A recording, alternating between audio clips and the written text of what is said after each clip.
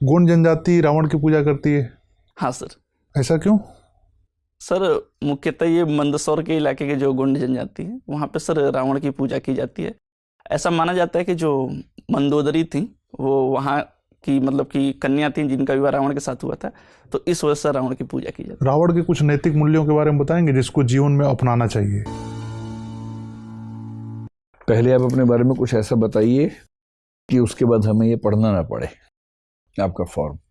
Sir मेरा नाम दीपक कुमार है, मैं बिहार राज्य के कैमूर जिले का निवासी हूँ। ठीक है। मैंने अपना स्नातक इतिहास विषय से मगध यूनिवर्सिटी से किया है। ठीक है। और मैंने यूपीएससी के दूसरे प्रयास में इंटरव्यू सेशन तक पहुंचा है सर। कुछ आपकी रुचि वगैरह हो? सर मुझे क्रिकेट खेलना, भोजपुरी लोक संगीत सुनना और भारतीय व्यंजनों को कुकिंग करना सर पसंद है। अच्छा, तो दीपक, आपका नाम दीपक है और विषय इतिहास है, तो मुझे दीपक का इतिहास बताइए पहले। दीपक एक तरह से डिवाइस थी जिससे हम अंधेरे समय में प्रकाश कर लेते थे एक जमाने में। आप ये बताएं कि मनुष्य का जो प्राकृतिक प्रकाश है वो तो सूर्य है, थोड़ा चंद्रमा है। प्राकृतिक प्रकाश के अभाव में मनुष्य ने प्रकाश का अरेंजमेंट कैसे कैसे किया, इसका पूरा इतिहास 5 से 6 चरणों में समझाइए। सर सबसे पहले आदिम समाज में जब अंधेरा होता था तो कुछ देखने की व्यवस्था नहीं थी, तो आदिम समाज ने आग का प्रयोग सर सबसे पहले किया। 2 पत्थरों को रगड़ के आग उत्पन्न किया। ठीक है। उसके बाद सर उसी आग के सहारे अपनी जीवन की सुरक्षा की। पर वो आग कंट्रोल कैसे होती होगी? जैसे एक पेड़ में आग लगा दी रात को देखने के लिए और सुबह तो जंगल सहा हो गया। सर पेड़ में नहीं, एक्चुअली लकड़ियों को इकट्ठा करके आग लगाते थे। ठीक है। धीरे धीरे कंट्रोल कर लेते। Yes sir. ठीक है। उसके बाद धीरे धीरे मनुष्य जागरूक हुआ, बौद्धिक चेतना का विकास हुआ, तो उसे पता चला कि इसके अन्य भी कार्य हो सकते हैं, तो रोशनी के अलावा खाना पकाने में। उसके बाद जंगली जानवर से नहीं, मुझे तो रोशनी के इतिहास में रुचि है, आग के इतिहास में नहीं। रोशनी करने के लिए पहले आपने बताया कि आग से लकड़ी जला ली। यस। उसके बाद इतिहास आगे कैसे बढ़ा? सर उसके बाद एक यज्ञ प्रकरण सामने आता है। दिन के समय जो वैदिक समाज था या उसके पहले जो हड़प्पाई काल थे, तो जब नवपाषाण काल में आग की खोजी, उसके बाद हड़प्पाई समाज में हम चरण में प्रवेश किए। उसके बाद सर आग से हमने ये देखा कि प्रकाश भी उत्पन्न किया जा सकता है, तो उसी को व्यापक मात्रा में एक दीप का प्रयोग करते हुए, जैसे मिट्टी के बर्तनों का चाक का प्रयोग करते हुए उसको प्रयोग में लाया गया जिससे प्रकाश उपलब्ध हो सके। ठीक है। आगे जाकर इससे सर अग्नि को मतलब पूजा का महत्व दे दिया गया। अग्नि पूजन की बातें सामने बार बार प्रकाश के इतिहास से अग्नि के इतिहास पे शिफ्ट हो जाते हैं। मैं केवल प्रकाश का इतिहास पूछ रहा हूँ आपसे, है ना? अब तक मैं 2 ही पॉइंट समझ पाया हूँ आपके निबंध में से। पहला ये कि आग जलाई हमने। Yes sir. ठीक है। दूसरा ये कि हमने उससे दीपक जला लिया। Yes sir. उसके बाद बताइए फिर क्या हुआ? सर उसके बाद दीपक को सर सांस्कृतिक रूप दे दिया गया, जैसे हमारे महाकाव्यों से जोड़ा गया इसे। रामायण में आप फिर नहीं समझ रहे मेरी बात। आप जिस परीक्षा के लिए आ रहे हैं, जिस पद के लिए आ रहे हैं, उस पद की अपेक्षा ये भी होती है कि आपसे जो पूछा जाए आप केवल वही जवाब दें। yes. ठीक है। मैंने आपसे सिर्फ इतना पूछा है कि अंधेरे के समय प्रकाश की जरूरत से निपटने के लिए मनुष्य ने इतिहास में क्या क्या उद्यम किए। अभी तक आपने बताया कि उसने पहले पत्थर से आग जलाई। yes, sir. और दूसरा आग से दीपक जला लिया। yes, sir. उसके बाद क्या बताइए? सर उसके बाद यही प्रक्रिया निरंतर बढ़ती चली गई सर। बस एलईडी का लैंप आ गया, बल्ब आ गए। पहले बल्ब का आविष्कार एडिसन ने किया। Yes sir. ये सब कुछ भी नहीं हुआ सर। मशालें बनी, वो सब नहीं हुआ इसमें? सर मुझे लगा आपने केवल दिए के उपलक्ष्य में पूछा है। नहीं, मैंने तो कहा कि मनुष्य के सभ्यता का इतिहास पूछा, प्रकाश का इतिहास पूछा। ऐसा चलिए, कोई बात नहीं। अब आप ये बताएं कि आप गोंड जनजाति से आते हैं, है ना? गोंड जनजाति का मुख्य इलाका तो मैंने सुना कि मध्य प्रदेश है, थोड़ा सा इलाका बिहार भी है। गोटुल क्या होता है? सर गोटुल एक मुख्यतः आवास होता है सर गोंड जनजाति में, जहाँ पे एक अविवाहित जोड़े को सर रखा जाता है। क्यों रखा जाता है? ताकि एक समझ विकसित कर सके और अपने जीवन साथी का चयन कर सके। मतलब एक ही जोड़े को रखते हैं या कई बच्चे वहां पर रहते हैं? एक कमरे में एक जोड़े को रखते हैं सर, ऐसे कई कमरे होते हैं। क्या ये कह सकते हैं कि वो को लिविंग का एक ट्रेडिशनल फॉर्मेट है, जो हमारे देश के ट्राइब्स में को लिविंग से बड़ी चीजें, जिसको आप डेटिंग से भी आगे बढ़ा के कोर्टशिप कह सकते हैं, वो व्यवस्था है? जी सर, एक दूसरे को समझने के लिए ऐसी व्यवस्था जनजातियों में की गई है। नहीं, वो केवल समझने का मसला है या उसमें फिजिकल रिलेशंस भी शामिल हैं? सर, जहाँ तक मेरी जानकारी है, समझने का ही मामला है सर। अच्छा, मुझे ये बताइए कि ट्राइबल्स को सभ्य समाज से क्या सीखना चाहिए? ये तो दुनिया जानती है। सभ्य समाज को ट्राइबल से क्या सीखना चाहिए? ऐसे 5 बातें बताइए। सर, सबसे पहले तो सर प्रकृति पूजा सीखनी चाहिए, जो वनस्पतियों की पूजा करते हैं। दूसरी सर, अपनी संस्कृति की जो विविधता है उसके बारे में सीखना चाहिए। तीसरा सर, सबसे बड़ी बात आमतौर पर भारत के सभी ट्राइब्स में देखी जाती है, एक जो लैंगिक समानता का पक्ष है, बहुत बढ़िया, वो सीखना चाहिए। ठीक है। और सर चौथा ये है कि जो पारंपरिक आयुर्वेद जैसी जो चीज़ें हैं उसे सीखना चाहिए सर।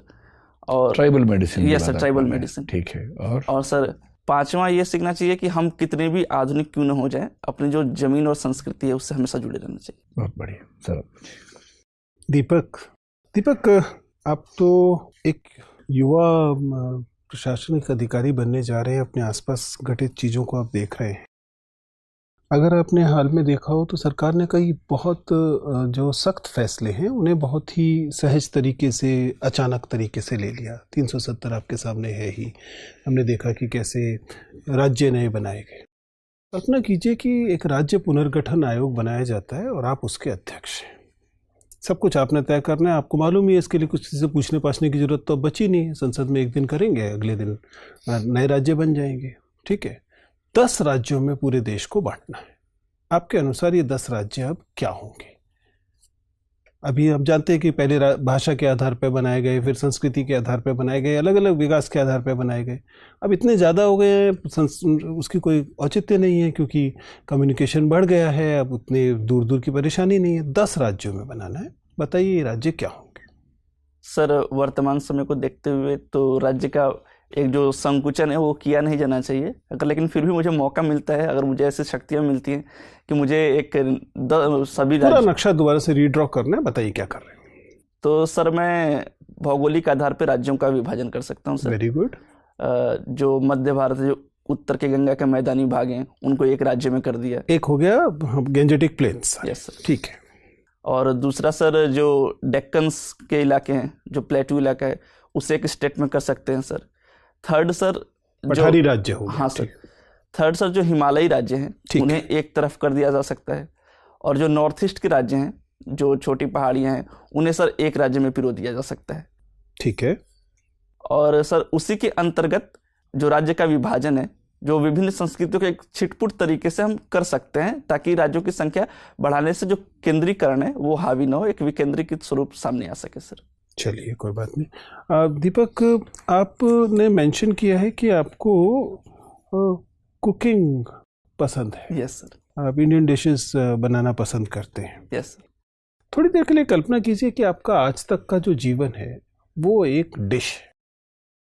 तो बताइए फिर इसका कुक कौन है या क्या है? जरूरी नहीं है व्यक्ति होगा, कुछ और भी हो सकता है।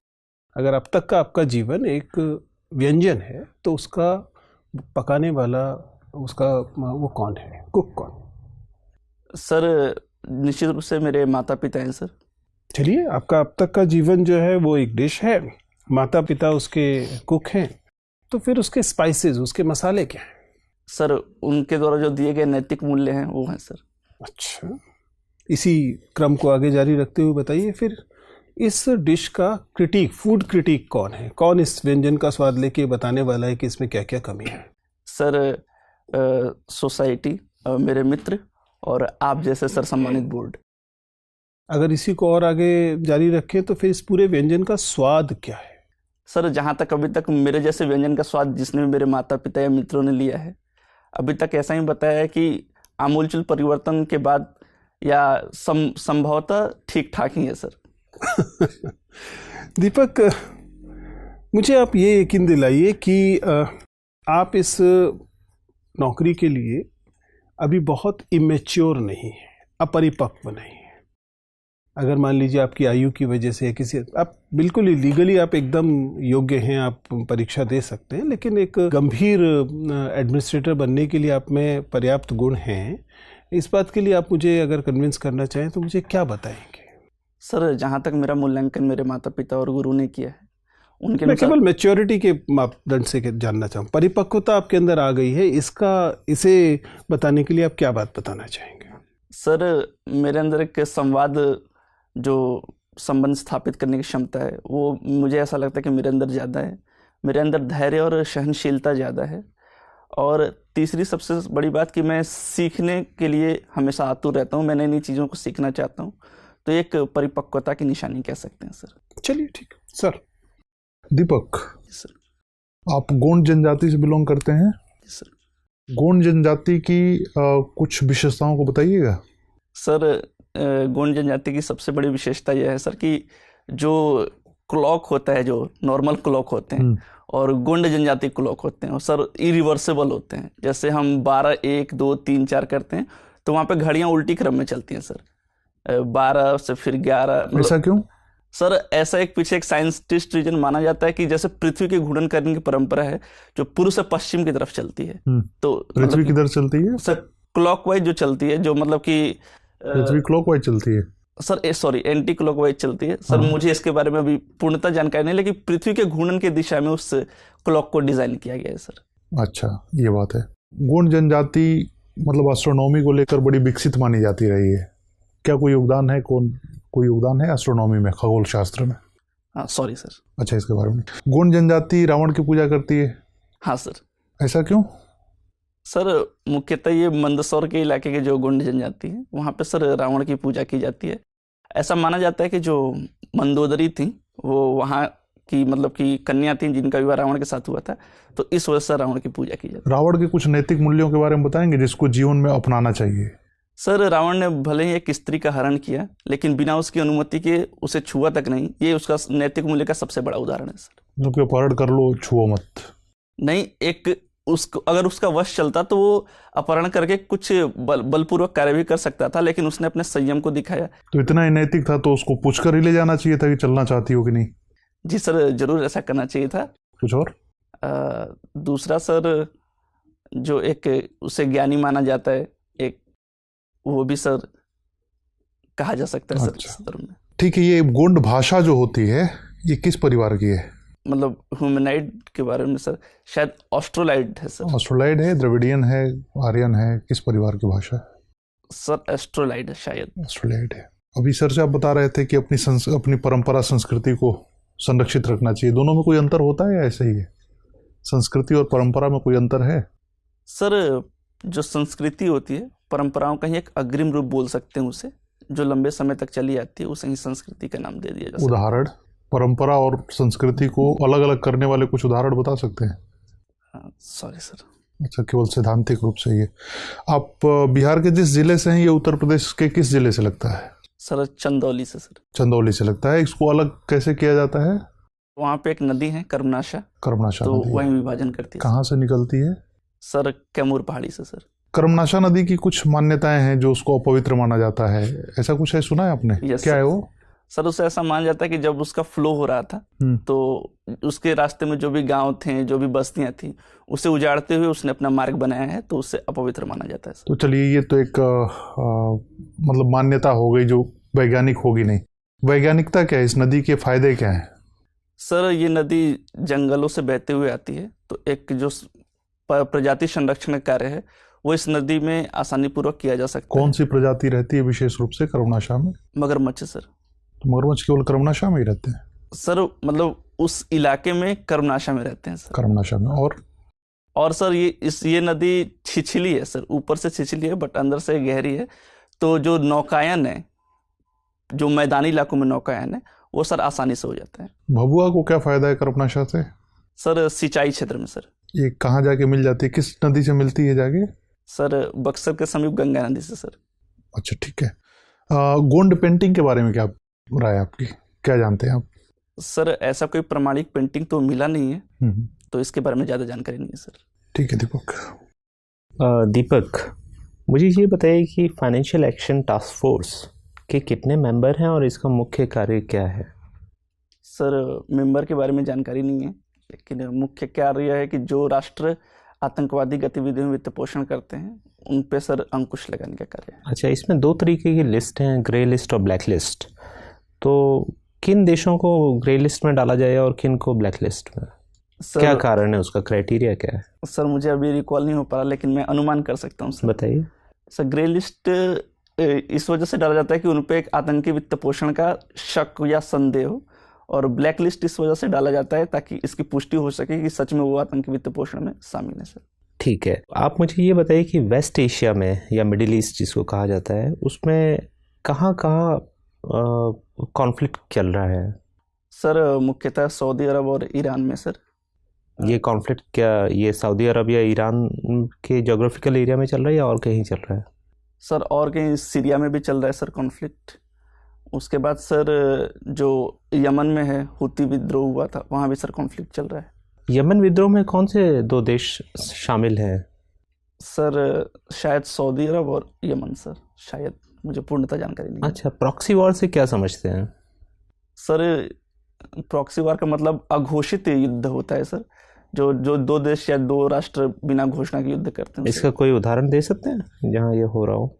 सर देशों का उदाहरण अभी याद नहीं है सर। ठीक है, आप मुझे ये बताइए कि इजराइल और पैलेस्टाइन मामले में भारत का क्या स्टैंड है, फॉरेन पॉलिसी स्टैंड?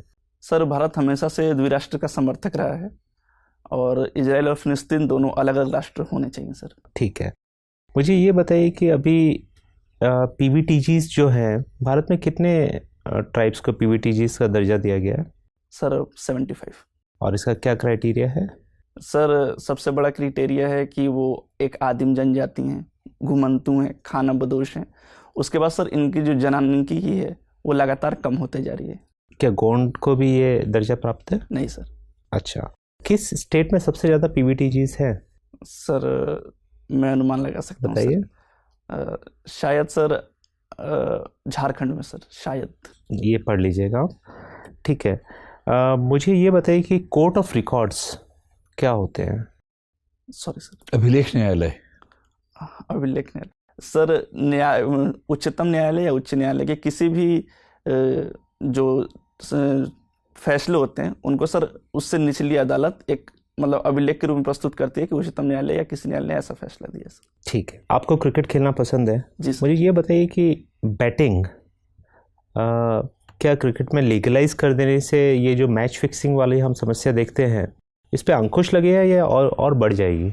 सर जहाँ तक मेरा मत है, मेरा व्यक्तिगत मत यह है कि जहाँ तक आपराधिक उद्दीपन से जुड़ाव न हो तो क्रिकेट में सर बैटिंग को लीगलाइज कर देना चाहिए।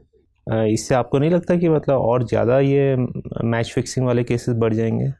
सर अगर बैटिंग को हम लीगलाइज करते हैं तो आपका भी ये कहना सही है, लेकिन ये भी तो हो सकता है सर कि अगर उसे लीगलाइज कर दें तो वैध तरीके से लोग ज़्यादा बैटिंग करें तो वो फिक्सिंग की घटना कम भी हो सकती है सर। अच्छा, इंडियन विमेन क्रिकेट टीम की कैप्टन कौन है? सर वर्तमान समय में हरमनप्रीत कौर सर। अच्छा, और विमेन क्रिकेट टीम अभी हाल में कौन सी जगह खेल रही है? सर T20 वर्ल्ड कप खेल रही है, न्यूजीलैंड में या ऑस्ट्रेलिया में शायद कॉन्फ्लिक्ट है सर। ठीक है, ये सेना कंट्रीज किनको कहते हैं? क्रिकेट के संदर्भ में है सेना, SENA। Sorry sir. दीपक, आप अभी ग्रे लिस्ट की बात कर रहे थे, मुझे बताइए कि अभी हाल ही में स्वच्छ भारत मिशन में एक चीज़ हम एक टर्म यूज़ कर रहे हैं, ग्रे वोटर का यूज़। ग्रे वोटर क्या होता है? सॉरी सर, इसके बारे में जानकारी नहीं है। अच्छा, European green deal. Sorry sir. अच्छा, ग्रेट ग्रीन वॉल राजस्थान के। सर मैं अनुमान लगा सकता हूँ। लगाइए।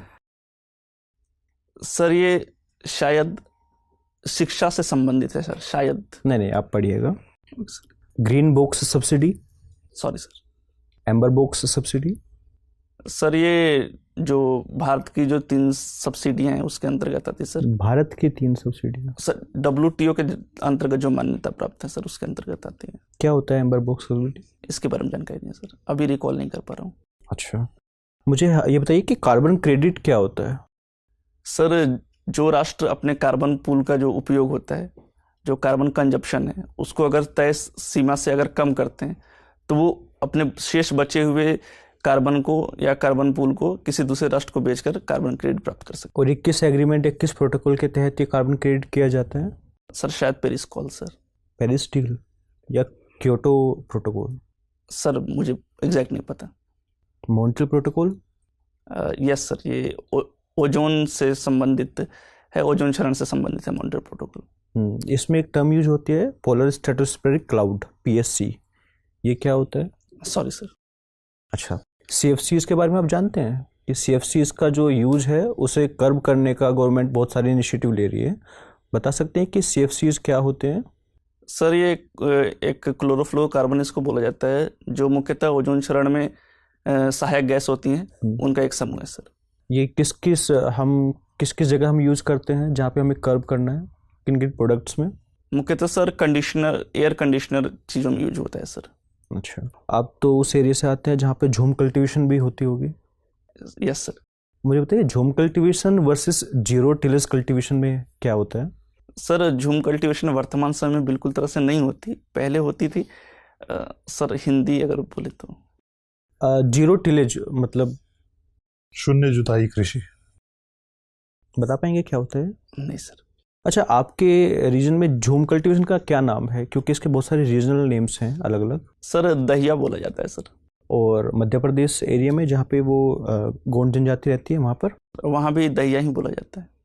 अच्छा, आप PVTGs के बारे में बात कर रहे थे, आप इसके पैरामीटर्स बता सकते हैं जो भारत सरकार PVTG जो घोषित करती है तो किन पैरामीटर्स पे करती है?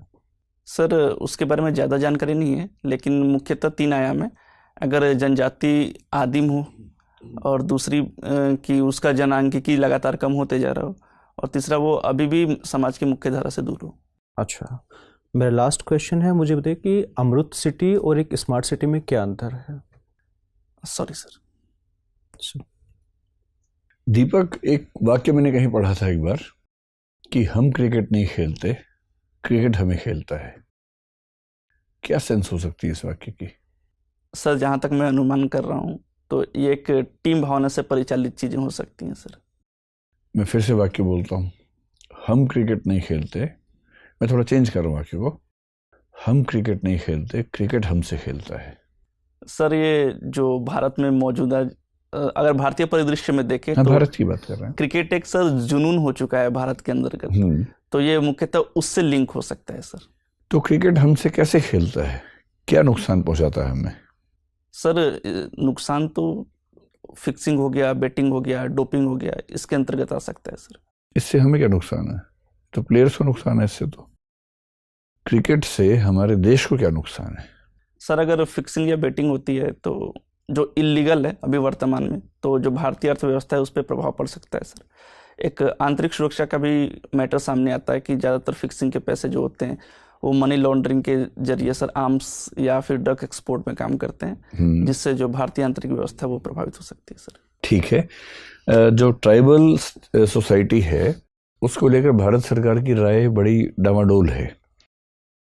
एक अप्रोच ये थी कि हम ट्राइबल्स को जैसे हैं वैसा छोड़ दें एकदम, एक थी कि उनको भारतीय समाज का हिस्सा ही बना दे, और एक थी कि थोड़ा सा डिस्टेंस मेंटेन करें किंतु बहुत ज़्यादा डिस्टेंस ना रखें। ये अप्रोचेस किस किस की थी और इनमें से कौन सी अप्रोच हमने मानी, और आपकी राय में भारत सरकार ने ट्राइबल सोसाइटी के साथ ठीक बर्ताव किया या नहीं किया? सर जहाँ तक मेरा व्यक्तिगत मामला है, पहले मैं इस पे आता हूँ कि भारत सरकार ने ठीक तरीके से बर्ताव किया या नहीं। तो वर्तमान में जो भारतीय नीति है जो ट्राइबल को लेके है, तो वो सर बिल्कुल संतोषजनक और सम्माननीय है। जैसा कि हम रिफॉर्म्स कर रहे हैं कि जनजातियों को उनको वन उपज का अधिकार दिला रहे हैं, एक एकलव्य मिशन शुरुआत की गई है, ग्राम सभा का कॉन्सेप्ट बीच में आया है, तो ये सारी चीज़ें सर जनजातियों को मुख्य धारा से जोड़ने के लिए बिल्कुल सहमत और सही चीज़ें हैं। और सर जैसे आपने ये कहा कि ये किस किस की अनुशंसा या क्या थी, तो सर इसके बारे में मुझे जानकारी नहीं है। ट्राइबल पंचशील का नाम सुना है आपने? जनजाति पंचशील की नीति? नहीं सर। कोई बात नहीं। भोजपुरी गीत आप सुनते हैं? इस समय कौन से सबसे प्रसिद्ध सिंगर्स हैं भोजपुरी में, फोक म्यूजिक में? सर फोक म्यूजिक में मृदुला सिन्हा है सर, मैथिली ठाकुर है और शारदा सिन्हा जी हैं सर। ठीक है, क्या वजह है कि भोजपुरी हो या पंजाबी हो या हरियाणवी हो, जो भी पॉपुलर म्यूजिक है वहाँ का, वो सामाजिक रूप से बहुत प्रगतिशील होने की बजाय बहुत ही सामंती किस्म का होता है? उसके बोल, उसके जो भाव हैं, आप इस बात से सहमत हैं कि ऐसा होता है? सर इस बात से तो मैं ये सहमत नहीं कि सामंती रूप से होता है सर, वो जो समाज की जो मुख्य चीजें हैं उसी को दर्शाता है सर।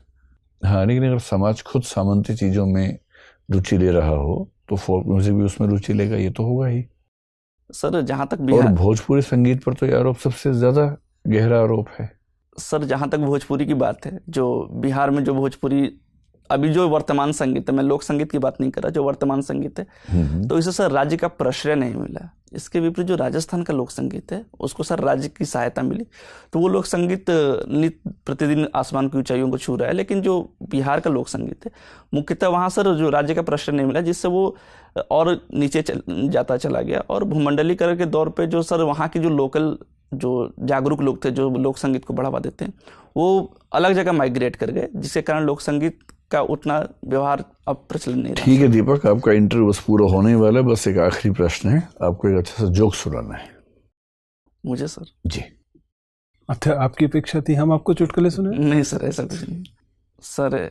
एक बेटा अपनी मतलब कि दूसरे जगह से बीवी लेके आता है, विलायती बीवी लेके आता है, तो उसकी मम्मी उसको बोलती हैं कि जैसे भोजपुरी में एक लड़की टाइप की है, अच्छा काम नहीं करती, तो वो बोलती है अपने मतलब हस्बैंड से कि डार्लिंग मतलब क्या होता है, तो वो बोलते हैं कि मतलब तुम बहुत अच्छी हो। तो उसके बाद फिर वो बोलती है कि ये बहुत अच्छे से काम नहीं कर रही, परिवार का सम्मान नहीं कर रही, अच्छे से कपड़े नहीं पहन रही। तो फिर वो पूछती है कि डार्लिंग का मतलब क्या होता है, तो वो बोलता है कि इसका मतलब तुम सबसे सुंदर हो या तुम्हारा जो व्यवहार है वो सबसे सही है। तो फिर बहू ने सास के बारे में इन शब्दों का इस्तेमाल किया सर, होगा। बिल्कुल सर, उसी में हंसी आई होगी Yes, आपको। ठीक ठीक ठीक ठीक ठीक है दीपक, बहुत अच्छा लगा आपसे बात करके। क्या आप कुछ पूछना चाहेंगे हम लोगों से? नहीं सर। ठीक है, आप जा सकते हैं। Thank you sir.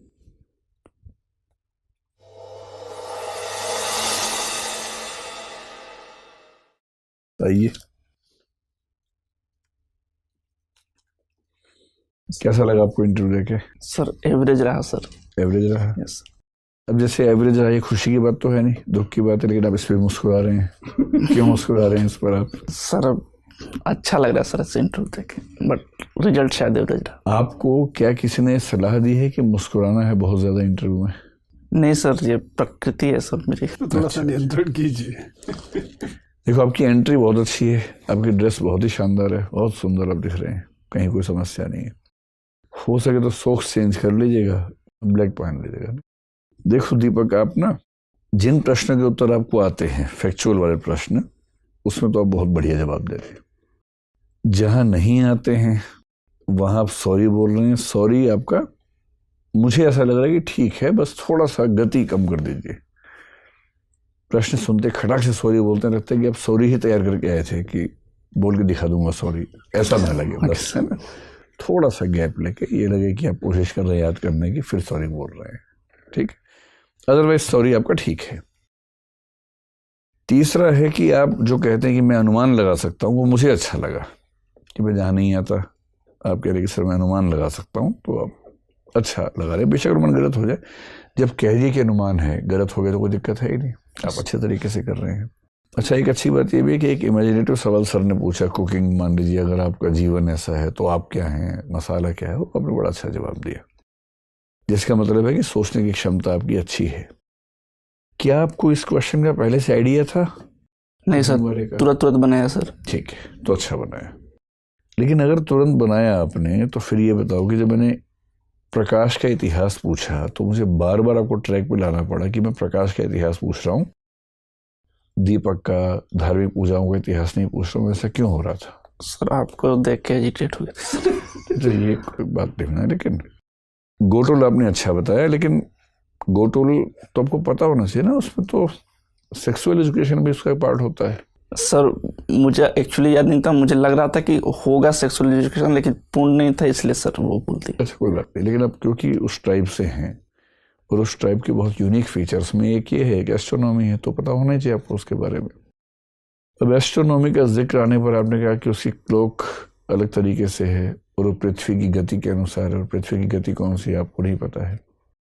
तो जब आप खुद एक विशेषता अपनी ट्राइब की बता रहे हैं तो उसमें आपको ठीक से पता होना चाहिए, पढ़ा होना चाहिए आपने, है ना। फिर ट्राइबल पॉलिसी ऑफ इंडिया जो है वो आपको पता होनी ही चाहिए, उससे बचने का स्कोप ही नहीं है। किसी भी एंथ्रोपोलॉजी की किताब को उठा लीजिए, इंडियन एंथ्रोपोलॉजी की, उसमें ट्राइबल पॉलिसी पे अच्छा चैप्टर मिल जाएगा, उसको ध्यान से पढ़ लीजिए। फिर भोजपुरी फोक म्यूजिक वाले प्रश्न में टालो मत, बात को एक्सेप्ट करो कि हाँ सर, इन सभी राज्यों में जैसे समाज का सोचने का तरीका है वैसे उसके गीत में आता है, क्योंकि लोकगीत तो आमतौर पर मनोरंजन के लिए बनते हैं। ये तो एग्जाम्पल देके समझाइए कि सर जैसे इसमें रंगभेद दिखता है। जैसे मैं हरियाणा से हूँ, वहाँ का सबसे प्रसिद्ध गीत है जीजा तू काला में गोरी घड़ी, रंगभेद का गीत है। इसमें क्या परेशानी है? आपकी जो कल्चर है भोजपुरी लैंग्वेज में, उसमें ऐसे कई गीत होंगे जिसमें कहीं रंग भेद होगा, कहीं जाति भेद होगा, कहीं लिंग भेद तो भरा होगा, महिलाएं केवल सुंदर वस्तु के रूप में आती होंगी। तो ऐसे कुछ उदाहरण देके आप समझाइए अगर ऐसा कोई प्रश्न पूछा जाए ना। जो सबसे बड़ी चिंता की बात है कि अंत में मैंने आपसे पूछा जोक सुनाओ, और आपने जो सुनाया है उसमें आपने एक शब्द का इस्तेमाल किया, एक आप समझ रहे हैं कि आईएएस के इंटरव्यू के बोर्ड में इन शब्दों का प्रयोग इसका क्या मतलब होगा? सर मैं तैयार ही नहीं था, मुझे समझ नहीं आया कि मैं क्या बोल रहा हूँ। ये प्रश्न इसीलिए होता है कि आप तैयार नहीं है। अगर ये भी सिलेबस में लिख के देंगे कि जो याद करके आओ, तो फिर क्या पूछने को रह जाएगा? ये जो इंस्टेंट रिएक्शंस होती हैं उससे पता लगता है कि दरअसल उस व्यक्ति का सोचने का तरीका क्या है। तो इससे अच्छा था बोलते सर मैं भी याद नहीं कर पा रहा हूँ। ये तो मैंने बीच में रोक दिया, वरना आप अभी 2-3 और मुहावरे बीच में लेके आते है ना। मुझे ही लगा कि मैं गरिमा का ध्यान रखूं पूरे बोर्ड की। तो भाई ऐसे शब्दों का इस्तेमाल करना तो बाहर भी नहीं चाहिए, लेकिन बोर्ड में तो नहीं करना है। ठीक है। और पूरे इंटरव्यू का सार ये है, मुस्कुराओ कम। अब जैसे एकदम ठीक हो, जितना मुस्कुराना चाहिए वहां मुस्कुराओ जहां मुस्कुराने की बात हो, वरना क्या होता है कि चुभता है। क्योंकि आपसे सीरियस सवाल पूछ रहे हो और आप सुनते हुए मुस्कुरा रहे हैं, तो ऐसा लगता है कि आप इस भाव से देख रहे हैं कि यहाँ पूछ ले क्या पूछेगा, बहुत देखे तेरे जैसे मैंने, ये भाव आता है मन में। तो वहां मुस्कुराहट चुभती है, उससे बचिए। बाकी अच्छी बात है कि आपकी एज कम है, कॉन्फिडेंस आप में जबरदस्त है, दिखते स्मार्ट हो। मेरा अनुमान है कि आपकी रेंज तो है बहुत शानदार।